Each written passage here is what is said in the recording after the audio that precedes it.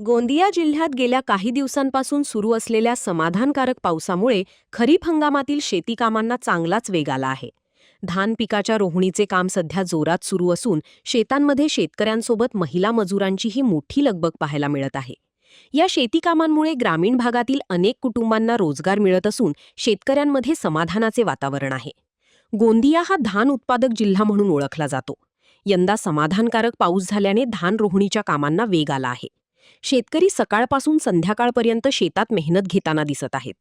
रोहणीसाठी महिला मजुरांची मोठ्या प्रमाणात गरज भासत असून अनेक महिलांना स्थानिक पातळीवर रोजगार उपलब्ध झाला आहे. पावसामुळे शेतांमध्ये पुरेसे पाणी साचल्याने रोपांची लागवड सुरळीत सुरू आहे. यामुळे खरीप हंगामाबाबत शेतकऱ्यांच्या आशा उंचावल्या आहेत. आगामी काही दिवसांतही असाच संतुलित आणि समाधानकारक पाऊस कायम राहावा, जेणेकरून धान पिकाचे उत्पादन चांगले मिळेल, अशी अपेक्षा शेतकरी व्यक्त करत आहेत. पाऊस चांगलेला आहे आणि समाधानकारक आहे.